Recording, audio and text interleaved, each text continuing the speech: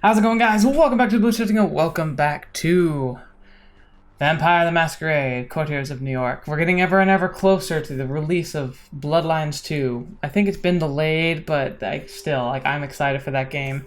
It's not probably one I'm going to show on my channel just because I'm going to want to play it when it comes out. I don't have time to cover it, but I'm sure I might do maybe a synopsis of it or something. But so far this game has been really fun.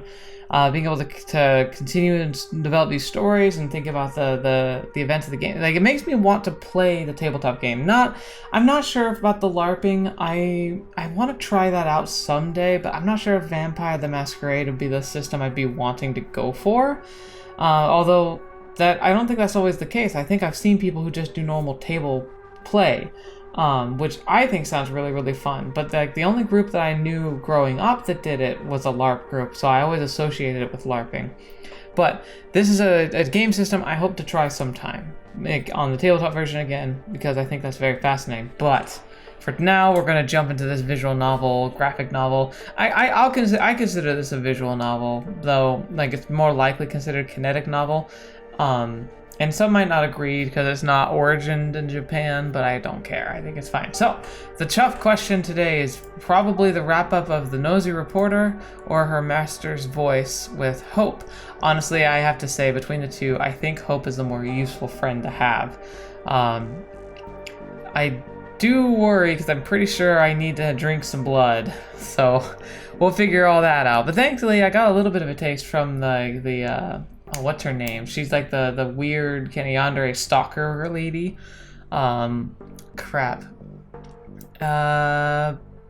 Adelaide? That's what, Adelaide? Maybe something like that? I don't know. Anyway, I think we're going to continue with Hope's story. Maybe this will be a conclusion. And if we can't have time, maybe we can finish the Nosy Reporter. Because again, I think a reporter in our pocket could be a really interesting asset to have in a confrontation, or if we need to, if we're building a team. I think a mortal reporter could get information others might people might not pay much attention to a mortal because they're kind, and that means he might be actually able to get information, especially because he's already kind of clued into vampires a little bit. So let us jump in where we left off, and we're going to go out and see if Kara needs help. Alright. When you reach the cafe, you're welcomed by the familiar face of the waiter who first led you inside. You exchange looks and nods. He hides his vape pen in a back pocket. She's been expecting you. Something happened to her car and she hasn't exactly left her room since. He scratches his head, shrugs, and gestures to you to follow him. It's the same route as before, first beyond the locked door at the end of the room with the computers, then into an endless gray labyrinth. Finally, you reach the door that would look like any other to a random bystander. Of course, by now you know that Hope's haven lies beyond it. The waiter bids you adieu with an exaggerated bow and starts walking back to the cafe. You enter a familiar room. This time, the lights are on inside. Hope is inside, walking around nervously, overseeing every screen in sight. When she spots you, she wastes no time on introductions. Alright, so she's doing the typing thing again. So I'm going to just do her voice for it because that's how she apparently communicates. Kara Montgomery, what do you know of her? Heard something. You could have seen her in the listicles such as top 5 bad A women attacking 2018, 12 CEOs who spark innovation throughout empathy, or 20 entrepreneurs with mysterious ties to Jeffrey Epstein. Ooh, interesting name drop there. You don't get to voice your answer. The question was just a minor curiosity. She has a monologue to deliver, and she won't allow any interruption. 20 years ago, she was a failed .com investor. Now, she's CEO of Double Spiral, a brand management startup, working at the crossroads of big data and influencer culture. Fetch. Sounds like full screen. In quotation marks are audible, dripping with venom. Long story short, she spent years convincing her Camarilla contacts, as in out-of-touch old farts angry about smartphones, that Kindred can benefit from controlling the internet. Her IT ghouls have done a lot of research on deepfakes, AI, and machine learning. Deepfakes are freaking terrifying. Her goal is the ability to generate thousands of believable human online accounts. Basically an army of posters that can brute force anything into the mainstream discourse. The others took a while to get a concept, but eventually Kara got their blessing. The thing is, she claims her tech is ready to be tested, but it needs one final component to work properly, and that's why... She pauses. She proposed a truce. Yeah, F that. Took the words right out of my effing mouth. Because she, literally tried to kill Hope and tried to kill me as an accessory. No, we're not gonna just let her get what she wants. But no matter how much I hate her guts, this is a blessing in disguise. Hear me out. She picked a public place in Manhattan, neutral ground where we can meet without the fear the other party might do something stupid like violate the Masquerade. She wants to just talk. You will go there in my place and listen to her terms. We won't accept them, of course, especially not after she just tried to kill us. You will just steal her voice and walk away.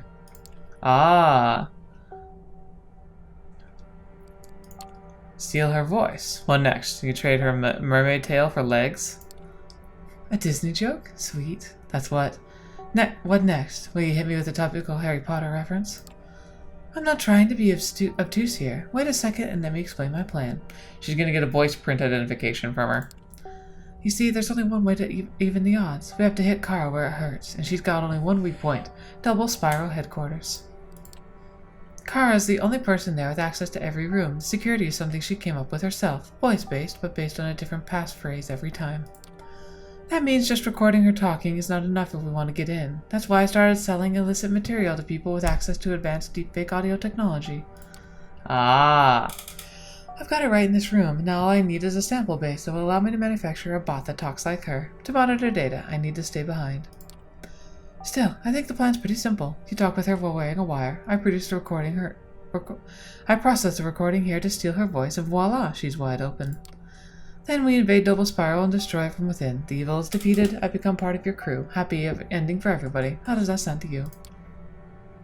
Sounds fun. It really does, actually. It sounds fun, and there's a lot to it. But we have to be careful because she is actively involved in intelligence and information brokering. She might know that Hope is capable of this, and if that's the case, there could be a problem, as in she sends a proxy of her own. Or she searches us for a wiretap. Both could be bad. Happy to hear it. Hope shakes her head and claps her hands. When she speaks up, she sounds different, more spaced out, stuttering. Alright, let me fix you up with the hardware. She hands you a minuscule earpiece and starts attaching small decorative pin to your clothes, along with some masked wiring. It's a directional microphone. I can clean up the audio later, but keep it pointed directly at Kara as much as possible, alright? You put on the earpiece she gave you. It fits snugly deep inside your right ear. 1 2 1 2 1 2 1 2. The hardware works flawlessly and the audio quality seems great. You give Hope an affirmative sign with your head. Beautiful. Kara designated the meeting place as the Vessel. You've heard about the place, right? It's right at the eastern end of the Lincoln Tunnel. A giant pile of staircases, basically impossible to miss. Manhattan's answer to the Eiffel Tower, or a gaudy monument to being only ever so slightly free, depending on who you ask.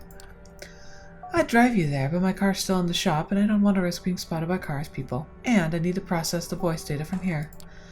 Which means I have a perfectly acceptable number of excuses for not letting myself get anywhere close to the demonic old hag. You involuntarily roll your eyes a bit. Hope sits in front of her screen, pretending not to have noticed. So, should we get the show on the road, or what? Ready whenever you are. No sense lingering here. You get back to the street and find your car. Wrapping up this show as quickly as possible sounds like a good idea. I want to make sure and try to avoid using my powers unless I think they're absolutely necessary, because I think we're going to need the powers to get into the building. Around 30 minutes later, you're in front of the Vessel. Hope's description, a giant pile of staircases, wasn't particularly helpful. From the distance, the building looks more like a giant honeycomb designed to swarm with tourist bees. At least during the day it is. At this moment, the place is closed to the general public. A few men who look vaguely threatening and out of place are making sure nobody unwanted gets in. However, you have no problem getting up the stairs. All it takes is an exchange of knowing glances with one of the guards. You are expected. A lone figure appears in your sight, staring down the streets of Manhattan. You know, city people often complain about being unable to see the starry skies, but I always thought of the real tragedy was how they're unable to appreciate the man-made sea of lights that surrounds them. You can teach people a lot of things, but you can't teach them to see, huh? You recognize the face from Hope's phone. Finally, you meet Kara Montgomery in the flesh. She turns to you, puts on a wide smile, and shakes your hand with a firm grip. First, a representative of Sophie Langley, now a representative of Hope. Not way I developed my own career, but I gotta say, not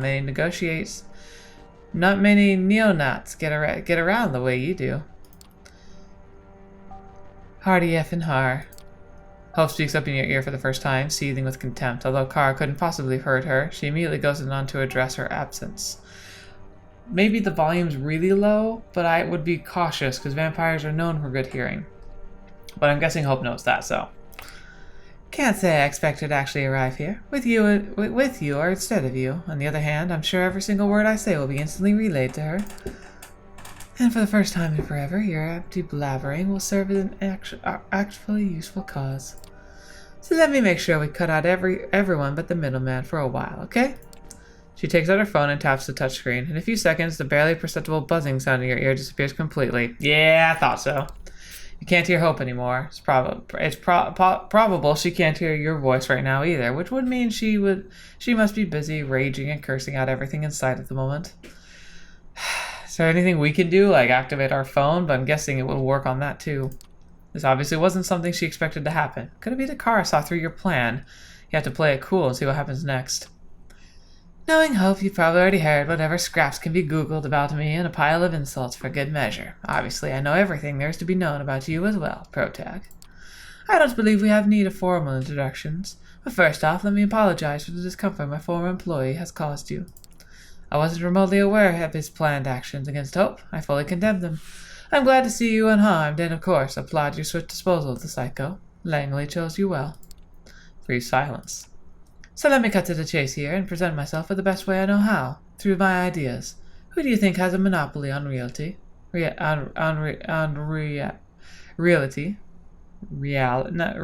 okay. Well, I don't know why I couldn't read that word.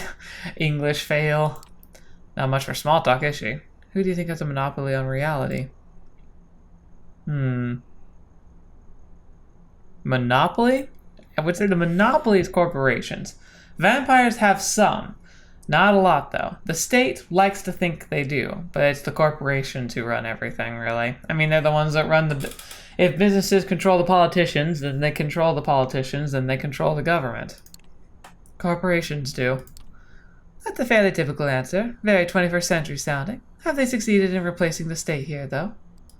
She signals to someone behind you. For a while, you've been watched by Kara's men who circle around the staircase, presumably her ghouls. One of them sets off downstairs.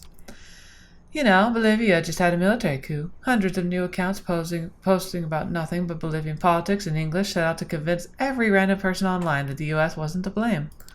Sloppy work, if you ask me. Now imagine this, a 17-year-old K-pop fan from Ohio writing an entire thread about how her relatives in La Paz are actually glad the president is gone. A film reviewer with a side interest in politics sends you a CIA-approved narrative about evil morals. An approachable fitness guy explains the situation to you in simple terms, just like it is. Animated voice, expressive gestures, and steady eye contact. She taught herself how to project a good image, but isn't natural yet.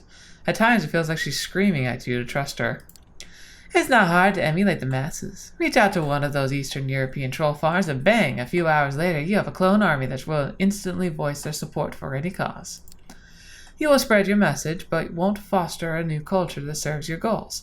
Won't masquerade your message as independent thought. For that, you need personalities, not the masses. But the ability to emulate personalities? A whole different ballgame. Not a craft, but an art. You need to understand your fabrication so deeply you start to hate it, and then learn to love it. And if you want to make a bunch of those personalities follow one agenda, you need a once-in-a-lifetime team to achieve that, a like-minded artist collective, both ambitious and obedient. It's terrifying, but I'm sure it's true. That's why it's terrifying. Even though you can't hear Hope's voice in your ear right now, you could swear you hear her in Kara's speech. It's the exact same tone she uses when monologuing in the car. One of them must have been a bit of influence on the other, or perhaps they used to be in a position where they both shaped each other's personas. Hard to say. Only one thing is for sure. And that is, Hope must absolutely be furious right now. Is it possible that Kara knew about her plot? Fingers crossed she doesn't. The state is satisfied when the account that went unused for 5 years suddenly starts yelling imperialist propaganda into the void. The aging corporations are too set in their ways. But imagine a fresh start-up that enables a proliferation of ideas adjacent to the prince's plans for the future. Now imagine getting into bed with the biggest corporations and agencies. So many unlives that could fight to be improved, or even saved from the raids of the First Light. I have the infrastructure. I have the Elder support. All I need now is a mastermind at the center of it all. Hope. Yes, Hope. She looks down and takes in the scenery below for a while. Then she points at her t-shirt, one piece of clothing that clashes with the rest of her outfit. So she wants Hope on side. That's really interesting. So what is it about Hope, besides the fact that she's like a genius? What else does she want from her?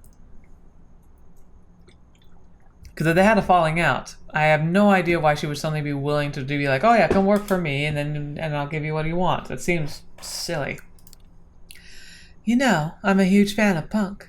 The leading idea of my company, Double Spiral, is to make everything I do a little bit punk. I'm also about clashing ideas. I'm all about disruption. You blink a few times in a quick succession.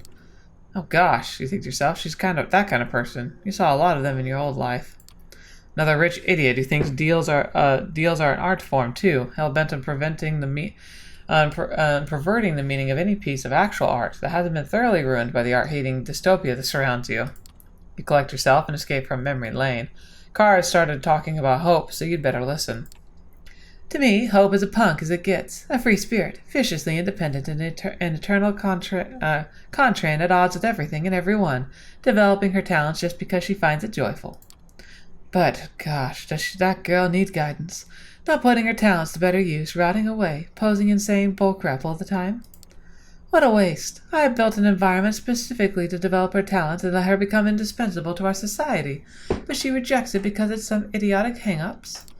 I don't expect you to change your mind about me just because I kept yapping and yapping. I just hope you'll keep my perspective in mind and serve as a voice of reason for Hope really needs one right now. Now that I've had my say, how about we put our girl back on? She taps on the phone again. A quiet buzz reappears in your right ear. Oh, and here comes the screams.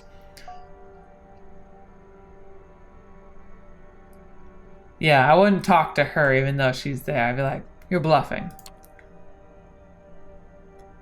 This is a better safe than sorry kind of thing, isn't it? There's no one listening in. Maybe you're right. Maybe not. She's 100 years too early to even think of accessing my comms. She's bullcrapping you. Don't sell her anything but bullcrap in return. Look who's back. Don't worry, she should have heard everything. I just wanted to spare you the annoying commentary track while I introduce myself. Excuse me for a second. Oh, interesting. So if she didn't disrupt the wiretap, then we're in business. One of Carr's guards approaches you to show her something on his phone. Hope uses the distraction to get you up to speed with how things are on her side. Yeah, for a second there I was about to rage that the hag had gotten the better of us, but hey, go figure. She just wanted to take the piss on my Cheerios. The plan worked. I have a lot of data from her monologuing and some private sources, but the more we gather, the better. This display here says some more K letters could be useful. So don't beat yourself up about it if you fail, but if you can get her to repeat something with K in it, that might improve our deep fake voice. Looks like Kara's done talking to the guard. Sorry about that. Looks like I've got to attend a sudden meeting with Google representatives shortly. Hope snorts. Not bragging, though. By the way, does anyone but Hope know about this little rendezvous? Your patron, any other companion, or maybe the Nosferatu?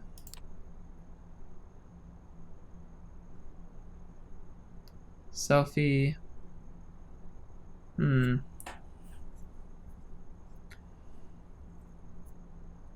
Nosferatu, doesn't there, wasn't there the guy start with have a K?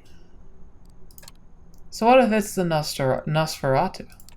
Kara's face takes on a hard expression. When she starts talking, she takes great pains not to say too much. Yeah, Kaiser. Word of advice, kid. Kaiser's not in the business to be the kind to strangers. Kaiser's only got Kaiser's interest in mind and nothing else. He might not let it show, but he's always in a kill or be killed mindset. If you're doing business with him, keep that in mind at all times. That was a lot of K's. Yes. Hope lets out a quiet, triumphant howl. Well, the screen tells me that should be all the K we need. Good job. Kara decides to change the subject. Anyway, no offense, but since Hope's not here, I really have to rush. Honestly, I feel a little insulted that she set up this meeting and didn't even bother to show. Insulted and suspicious, her tone of voice betrays her. She might have some good instincts. Too bad she didn't trust them here. Still, out of respect for Langley, I decided to have this talk with you, to explain you why I'm an asset to the Camarilla, and to explain why the elders need hope by my side. What the worm-brained hag here forgotten to mention is that the elders don't give a crap about me. Even if you don't see it my way now, I believe I've sown some seeds here that might sprout in the near future. Double spirals looking out for people who look out for is all I'm saying. But before I leave, you know there's one thing I really wish I knew. Back when I knew her, she was a different person, or different people, depending on how you look at it. Why does she fight against me so much? What's her motivation to resist so much? What's her motivation? Good question. She's never shared it with you. Answer whatever you want, but A, you better lie through your teeth. B, get her to say V a few times if you can. It might improve a few shortcomings of our deepfake software. What's your answer?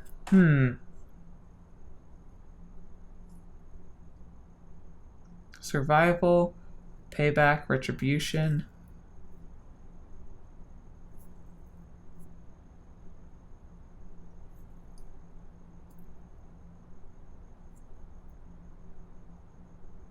Let's say love. Love, I think. Kara blinks, opens her mouth, and then shuts it. Then she scoffs. Nonsense. Of course it was, but she sounds like she was trying to convince herself. Something about your answer resonated with her. One of Kara's people erupts with a theatrical cough. Kara gestures him to calm down. I really need to go now. See you, Protag. Dang it, I messed that up. She begins to walk down the stairs, surrounded by her guards. Once she's gone from before your eyes, Hope decides to summarize your mission. For the love of... I wish you could have kept her droning on for a bit longer. Turns out the T letter could have used some improvements as well. Not complaining, though. You did good. And not worry. The data I have should be more than enough to generate a convincing deepfake. Just need to put in some more work. So I guess I will get to it right away. Enjoy the rest of your night. Drop my hardware at your haven when you get the chance. I'll let you know when we're ready to hit Kara's base of operations. Pray for my success, sweetie, and I might be done soon. Maybe even tomorrow. And once we're done with her, we'll talk about how I can repay your generosity. Amen. The connection drops. Looks like that's all for now. You guys have the sea of lights around you for the last time, and then start making your way back to street level. Well, that's the end for today. Time to hide from the sun. Interesting. I think I did pretty well, though. I was happy with that mission. Oh boy, here we go, back here at the rave. You arrive at the leech pit, finding it less rowdy than last time. The bar is still packed, but the dance floor is empty tonight. Instead of the old crackling speakers are playing music that would probably sound like noise even on high-end hardware. Mia is nowhere to be seen, but you do remember she requested that you ask for her at the bar. You approach the bar as the bartender finishes pouring a beer for an older guy in a faded, fraying Iron Maiden t-shirt. She turns to you. What can I get you? Is Mia around?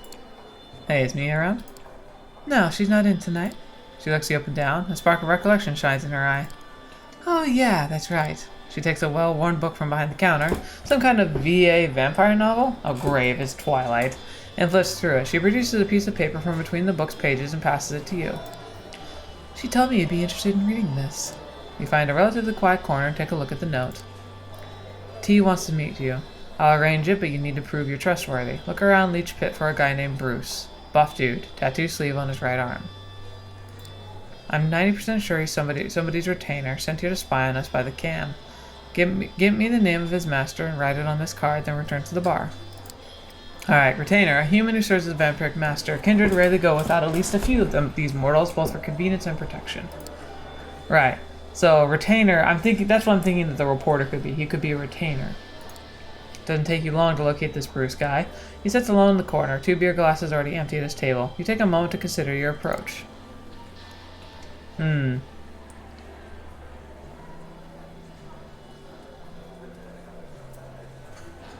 I don't need a drinking opportunity, and I worry that could disrupt this. I'm drunk and talkative. The man immediately notices you, but doesn't move from his spot. The other seats are empty. Hey, do I know you? You look familiar. Oh yeah, I think I saw you here before, right? Yeah, probably. Yeah, I was at the concert the other night. Oh yeah, that's right. And then you went behind the bar with that hot chick. What'd I do for some time alone with her? Anyway, anything I can help you with? Or are you just looking for somebody to chat with? What's your poison? I don't know, man. Varies from night to night. Give me a lemmy, you know, whiskey and coke. A short while later, you return with the drink. The guy's been eyeing you the whole time. He picks up the glass and takes a big gulp. Oh yeah, that hits the spot. Takes a second drink to really loosen him up, and a third to make him somewhat more chatty. He learns the story of his tattoo, tells you about his gym routine, the actual drama series he's been binge watching on YouTube, and what his favorite spots to F girls is. At no point does he let slip any word that points him to being someone's ghoul, though in fact you're beginning to suspect he's not nearly as drunk as he acts. Well, that was nice, but I gotta go. Thanks for the drinks. Hey, wait a minute. You haven't had anything to drink all this time.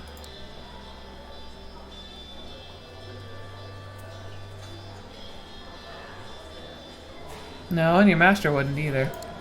Nah, I don't really do that stuff anymore, and I know for a fact your master doesn't either. Any suggestion of his drunkenness is immediately gone. Sorry. What? A hint of panic appears on his face. It's cool, I'm just new in town. Hey, it's cool, I'm new in town. Just wanted to meet others like us. I need your master's name to contact them. He doesn't buy it. You thought he had him concerned, but he suddenly leaps over the cornered, but he leaps over the table in one smooth move and dashes through the sparse crowd. You catch up to him outside. He's bolting, alright.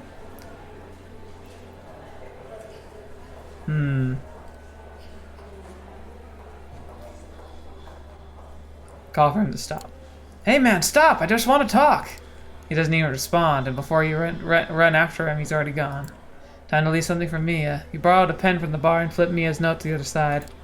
You have a whole bunch of nothing to go on, but it wouldn't work. You figure you'd have a better leave a name for Mia, even if you have to pull it out of your butt. Kaiser is the most believable. But if I leave no name, it means I'm honest. Because this could be a test. Because like if I put one down, it might make me suspicious. I feel like that might be too easy of a loophole because I wouldn't be able to progress the story at this point. But I also think we made quite a like if anyone in the bar is watching us, they'd be like, "How'd you get the name? He very clearly didn't give it to you." So it's gonna be a bit of a failure, but I'm gonna be honest. On second thought, you doubt the Anarch would appreciate being led astray. You leave the page blank. You pass a piece of paper to the bartender. She sticks it back in the same book. Hold on a second. She wanted me to pass something on to you. She produces a cell phone from behind the counter. It's ancient, at least 15 years out of date. What, a razor phone? Oh, right, and this. An old charger for the piece of junk in your hand. They really did think of everything. Said she'll be in touch. It takes you a moment to remind yourself how to operate this thing, and you find the phone book is blank. There's no Wi-Fi connectivity, no saved messages. It's got a version of Snake, though. Ooh, Nokia, yes! Even better. The bartender's already over the other end of her domain, taking orders from patrons. With your Anarch contract nowhere in sight, you decide to move on for the night. Hopefully Mia will still catch you even if you left her with no new information whatsoever. You can't bring yourself to count on it, though. Yeah, unfortunately that's not going to go very well, but that's alright. Unfortunate. But like I said, I do think like a red herring might have been a bad idea if someone were watching. Like they'd see that I tried, and that we learned that he definitely was acting like a spy, but I wonder if he was a spy for Mia to see like, you know, what happens. Probably overthinking it, but if I had given a fake name, it would look like I was either trying to bum them or I was a spy myself. Human hopes out to destroy Kara Montgomery's company from within. Sounds like a fun mission to me. Hope's poorly scribbled message reaches you in Hare Haven. With an unmarked envelope, you find a barely legible address you're supposed to reach and the hour you're expected to arrive there. This is it then. The night of the final showdown. You check the clock. There's way more than enough time to comfortably reach your destination, but you decide to take a drive early just in case. The ride is uneventful, but becomes more and more tense as it goes on. The gravity of the situation starts getting to you. You're about to set out on an operation against a key New York City figure, well connected with both human and vampire elites. What if her security overwhelms you? How will the council react to your raid? You can only trust that Hope has thought it all through. She doesn't seem like the type to attempt a suicidal mission, which isn't something you typically say about a person who regularly inflicts violence on herself in front of a camera. Yeah. When you arrive at your destination, you find yourself in front of a building with a double spiral logo on it. Must be Montgomery's headquarters then. You look around the street and notice an obnoxiously lavender Mazda car parked nearby. Even though you've never seen it before, you might have an idea who it belongs to. You park your own car at a distance from the double spiral building and approach the Mazda. A familiar figure is behind the wheel holding a smartphone in her hand. You knock on the window. She opens the window without turning her eyes from the device. Wow, you're early. Well, good evening. Yes, good evening for a glorious death. She lets the dead silence linger in the air for 10 seconds, then stops typing, diverts her eyes from the screen and gives you a melancholy stare. And winks. Psych. Gosh darn it. Come on, what's with the face? I suffer from too much FOMO to let myself die. I've got accounts to run, notifications to check. Plus, no way in heck I'd allow Montgomery the satisfaction of a draw. We're going there to secure a flawless victory. No time to waste, let's go. She gets out of the car and motions you to walk with her. Anywho, glad you managed to make sense of my ugly scribbles. I totally forgot how exhausting it is to write stuff by hand. Still not as exhausting as having to deliver messages personally to someone's door. Next time you meet Langley, ask her to get you a flip phone or something, okay? You reach the front of the building. We're about to burn this crap hole to the ground.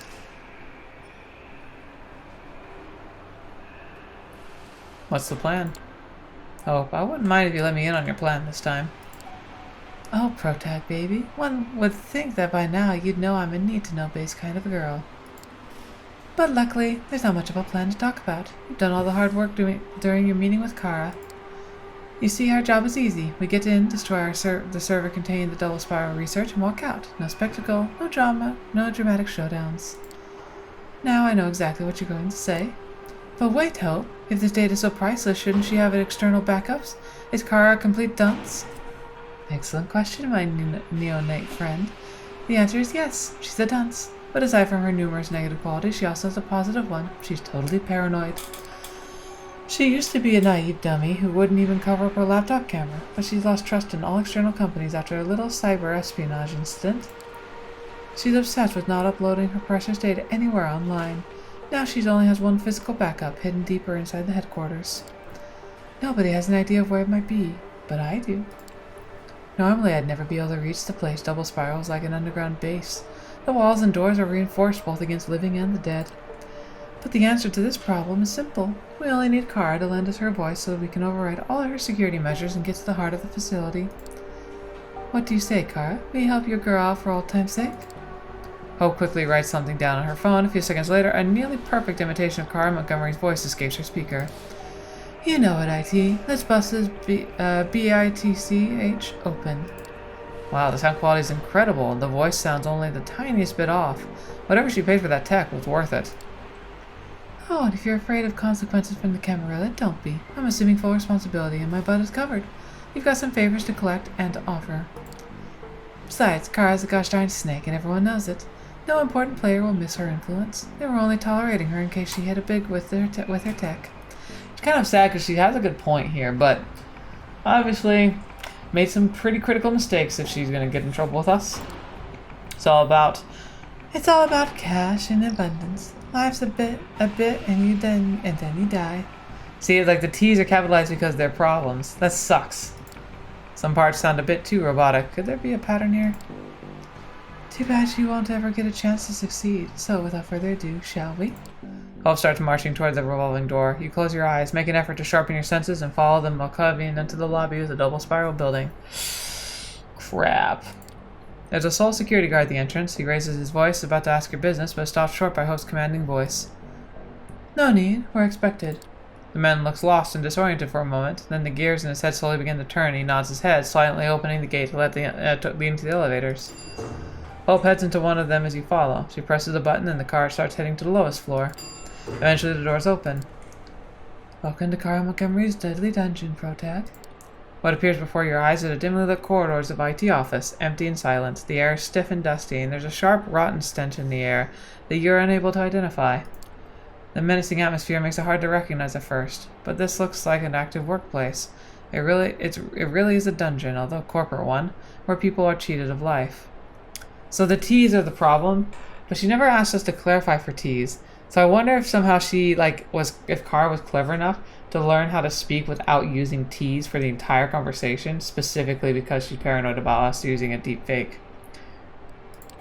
The environment feels alien to you, but you know people who have relinquished the pretenses of being artistic and started calling themselves content generators. That's how you imagine their workplaces. Let's just get to the first door and test my little Kara out. You follow her until you reach the end of the corridor. There you encounter an expensive-looking reinforced door with voice controls on the side. Hope pushes a button. A robotic voice comes out of the speaker. Semiotics? Semiotics? Seriously? Come on. Hope types the word into her phone and lets virtual Kara repeat the password. Semiotics. A sound rings out, reminiscent of cues that TV quiz shows use so contestants gave the wrong answer.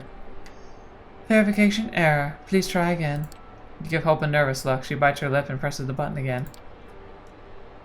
Hyperreal. Tap, tap, tap, tap, tap, tap, tap. Hyperreal. Access granted. The door slowly opens. You notice your companion is wearing a sour expression. Looks like the tech isn't quite perfect. At least the password seems randomized, so we can try brute force our way in, unless the system locks us out after a few failed attempts. We gotta stay away from T's. She shakes her head and turns to you, her lips attempting to approximate a sincere smile. Well, I can only hope the data you collected is enough. Into the beast maw we go. She marches into the room, you walk right in after her. The door locks behind you with a loud thud. It's a wide open office. It would be as murky as the corridor you just left if it wasn't for the rows of monitors illuminating the space. A shadowy figure stares at every screen in the room. Kara's voice plays from Hope's speaker. Behold, this is where the magic happens. The family of driven folks hungry for success, always taking bull by the horns, building a high-performance culture together. None of the figures raise their heads. They're too busy programming, organizing spreadsheets, and typing in endless strings of text. What's wrong with them? Don't worry, they're likely just a bunch of ghouls and whatnot. Hardworking, conditioned, tireless, low maintenance, kinda dumb, perfect workers. Probably won't leave their seats unless we make them, but let's not. We've got more important things to do, like destroying a few years' worth of work. The figures don't stop pounding away on the keyboards. In fact, they don't react to her words at all. Alrighty, so do we go straight to the server room, or do you want to check on one of the side rooms first? Your call. I prefer to wrap things up in here as fast as possible, but hey, little Kara here is here to thank us for the day is here with us to thank us for the day that you gathered. You betcha. If you think you can use her voice for something useful, hey, feel free to use it. You look around and think how to respond. All the doors look curious. I think we get too distracted if we keep getting sidetracked. I think we should just move. No, this is your show. Let's get out of here as fast as we can. I hear you. This way. You follow Hope out of the room. Another depressing corridor, reeking of who knows what. You expect Hope to walk the very end again, but this time she stops halfway and starts mumbling under her breath. Wait, was it this door, or... Don't tell me she moved things around. Looks like she's been here before. Not a surprise in itself, but it gives off an impression of a person who used to know the entire layout of the building very well. After a brief reflection, Hope approaches the door a few feet away and pushes the button next to it. Apocalypse? Well, that's cheery. Apocalypse! Access granted. Access granted. That's the... I don't know. You walk inside. At first glance, this office looks very similar to the last one you entered. Rows of screens and rows of listless silhouettes in front of them. However, Hope quickly spots a difference. Target confirmed. Moving to data room. There's a room with endless machines at the back of the open space. Hope walks in, takes out some hardware out of a bag she's carrying, and begins the process of removing the data. Should have invested in SSDs, sis. Time to bust out my portable degauser. She turns to you. This will take a good minute. I've got a few other tricks up my sleeve. If you find something that interests you, let me know. Should you wait near her or take a look around? Let's look around, she says. Why not? Take a look around. Might find something interesting. Have fun. Dear God, I know I will. You start looking around. For a while you notice nothing but errors that start popping up on screens here and there. The ghouls try to fight against them, but quickly realize it's futile and surrender. Eventually, you find a door with a voice control. You call it to Hope. She pauses her work for a second and approaches you. This door, huh? Alright, let's give it a shot. You press the button. Canoe and kayak. You watch over Kara's shoulder. She types the password with incredible speed in the homemade looking app. Then Kara's voice sounds out. Canoe and kayak. Access granted. Alright, you know where to find me. She gets back to her date as you start exploring the room. Well, not that there's much to explore, it's more like a closet. Inside you find all sorts of bizarre items scattered around for the shelves. Small newspapers, a Windows 95 for Dummies book, a 4 GB MP3 player, a hookah, and biography of Amy Winehouse. Finally, you find a little box marked with a smiley face. When you open it, you're surprised to see something you recognize. A bunch of post-it notes with hand-drawn depictions, tattoo patterns that can be seen on Hope's body. You leave the closet and go back to the data room. There you wordlessly pass the box to Hope. At first, she seems annoyed to be dragged away from work, but when she notices the post-it notes, her eyes become dinner plates. You found those in the closet? You nod and look at her expectantly. She takes a deep breath, closes the box, and puts it in her bag. Kara and I have a history. A pregnant pause. Don't expect me to lay it all out here. It's not something I want to revisit anytime soon. But I'm very, very grateful you gave this box to me. You don't even know how much. She tries to find the right words to express something, but after some brief consideration, just hand waves it away. Alright, we'll bond, reminisce, and get high another time. Now we've got a job to finish. She gets back to her hardware. You think she's completely absorbed in her work again, but then quickly notices she's doing her best to have her back facing you at all times. A while passes. Finally, you hear a triumphant yell. All done, baby. Looks like those boys are finally going to get a break. You realize that the constant silent rhythm of mechanical keyboards has stopped. The workers are all idle, slumped over their desks, completely resigned to the fact that their raison d'etre has disappeared. I'm guessing that's French for reason to exist. Hope hurriedly collects her hardware and motions you to follow after her. Alright, we're almost done. Now just need to take care of the backups and we can get the heck away from here. You take a last glance at the ghouls and follow her steps. Yet another corridor, hardly discernible from the previous ones. There's a giant underground complex. How much money has Montgomery spent on it? Hope loops around, frowning, mumbling something indecipherable. Eventually she points in front of her. There, this is where she must keep the backups. It's a sturdy metal door unlike the others in the building. Right next to it, however, is a voice-based security system you know pretty well by now. Please, please, please, just no last-second surprises. She hesitates to do it, but eventually she pushes the button. Eternal return. Fetch. That's not going to work. Hope dutifully types down the term on her phone. Eternal return. Access denied. Please try again. Hope hisses under her breath. This time you push the button.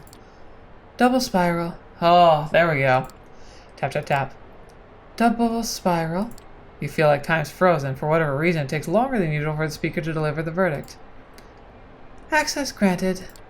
What a relief. The metal door grides loudly as it invites you in. I feel like that's a bad sign. This time you walk in first and Hope follows. Wait a minute. You recognize this place. Oh!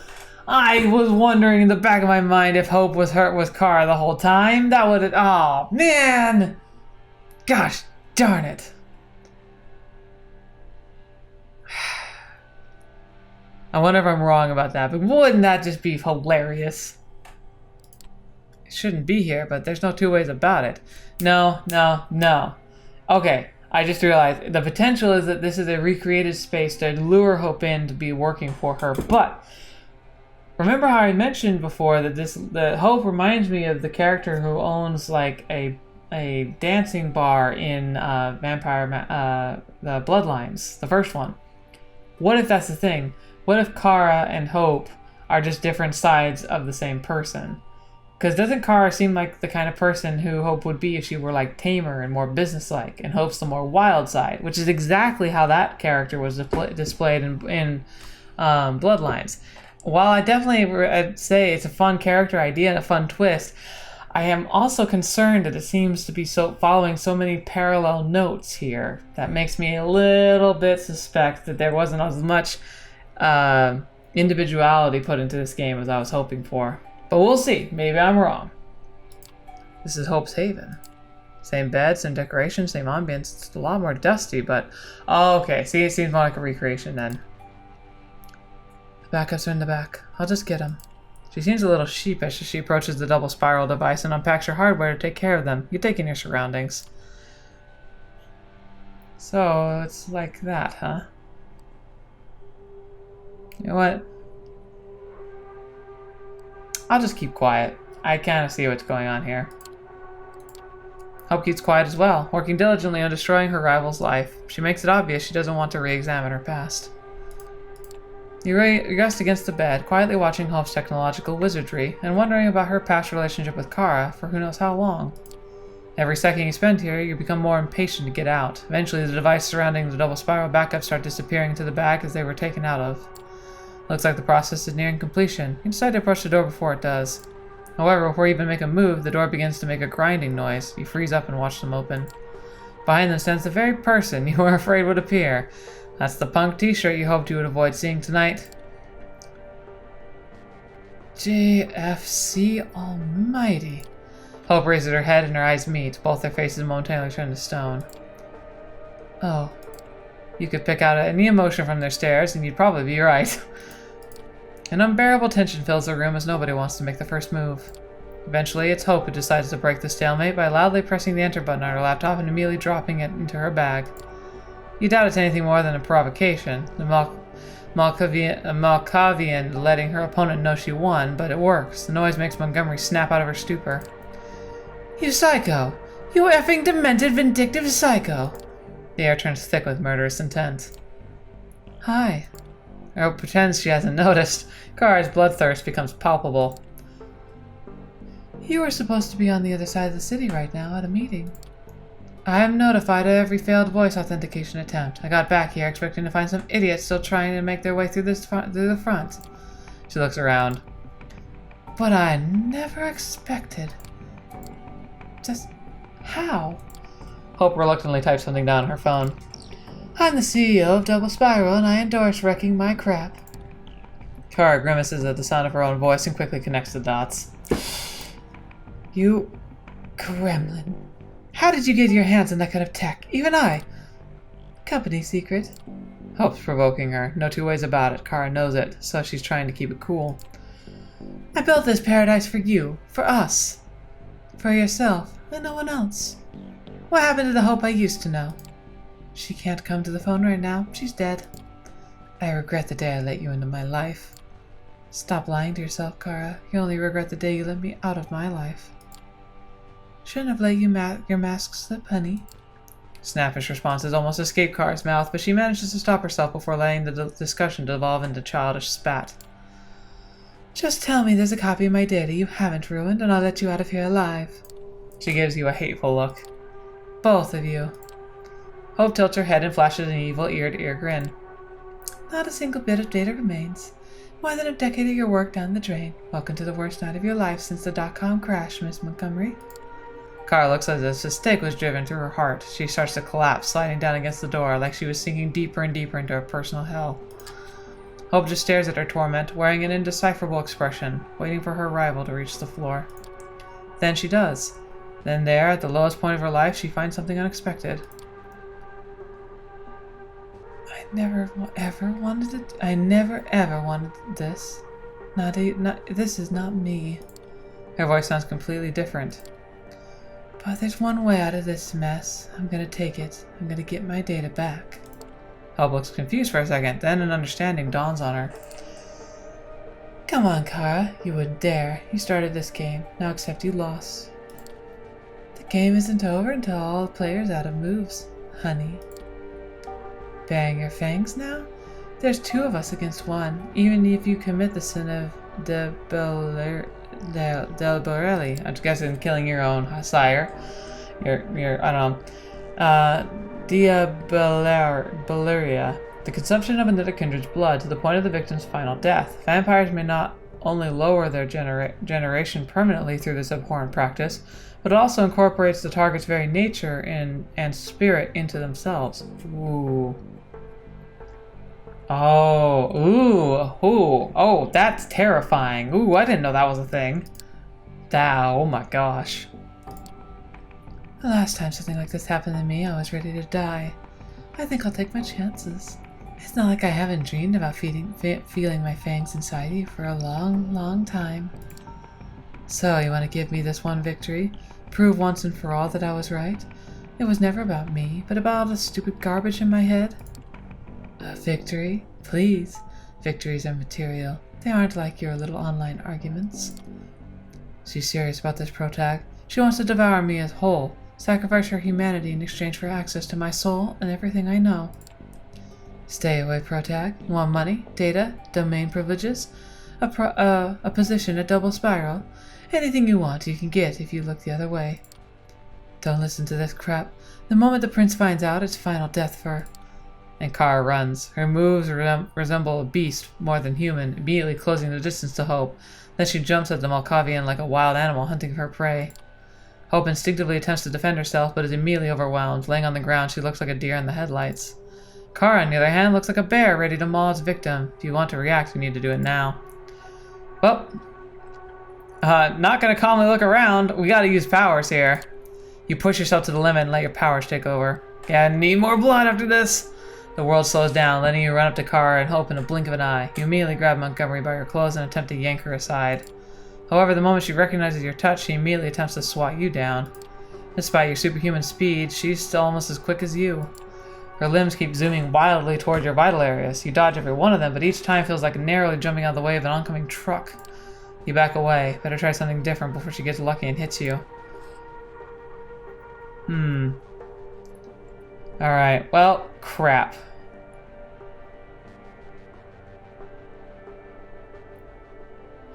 Instincts take over, I might drink her blood. If I calmly look around, I might find something around here to calm things down, but I'm gonna let instincts. You decide to let your instincts take over. Before you know it, you've already had a full sprint.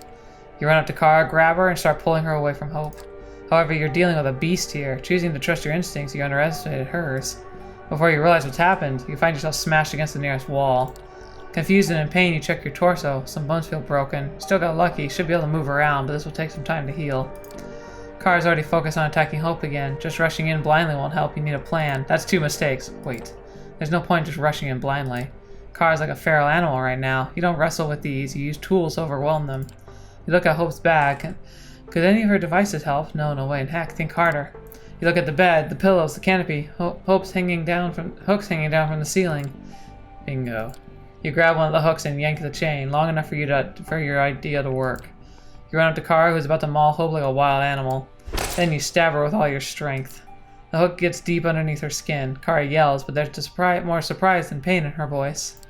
You quickly grab the chain around her a few times, then you step back and start pulling it with all your strength.